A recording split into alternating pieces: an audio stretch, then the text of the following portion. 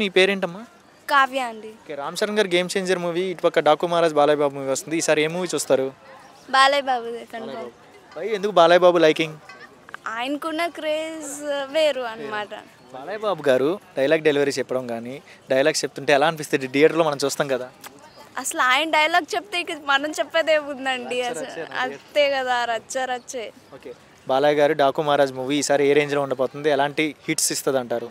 Maximum 2025లో hit movie అయింది, super hit movie అవ్వచ్చు. అయింది. యా పక్కా. బాలయ్య గారు తీసిన మూవీస్లో మీకు one of the favourite movie ఉంటుంది కదా, ఆ ఫేవరెట్ మూవీ ఏంటి? అఖండ. పేరు గుర్తురాలేదా? అన్ని మూవీస్ తీసాక ఏది అని అడిగితే ఎట్లా చెప్పాలి? Maximum one of the favourite movie ఏంటి?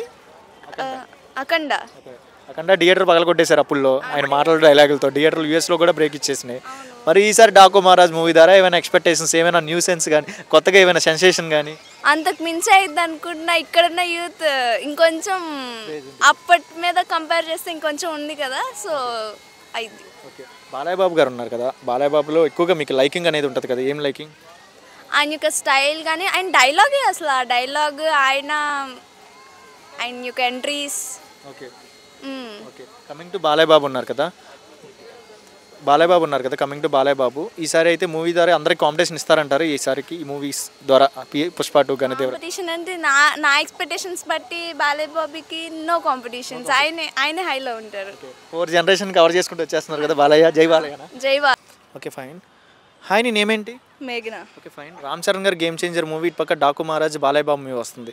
మరి వెంకటేష్ సార్ కూడా వచ్చేస్తున్నారు. వీళ్ళ ముగ్గురులో ఏ మూవీస్ వస్తారు ఈసారి?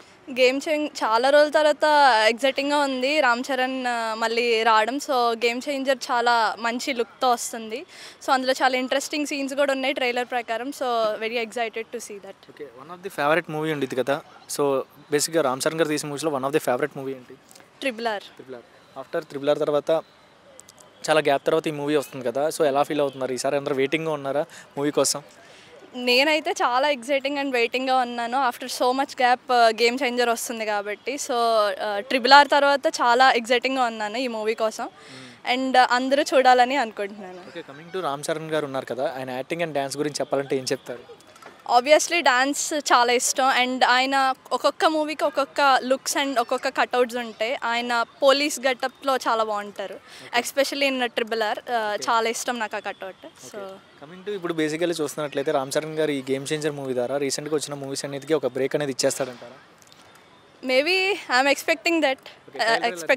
From the trailer I'm expecting that. Trailer ఎలా అనిపించింది మొత్తానికి? హెలికాప్టర్ లుక్స్ కానీ, న్యూ లుక్స్ కానీ, పోలీస్ లుక్స్లో కానీ ఎలా అనిపించింది? చాలా లుక్స్ అయితే చాలా లైక్ ఇంట్రెస్టింగ్గా ఉన్నాయి. So waiting for the movie.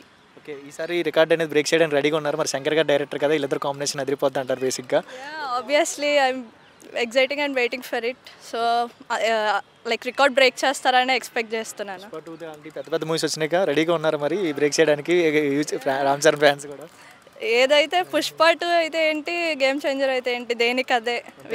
We cannot like compare చేయలేం. Thank you.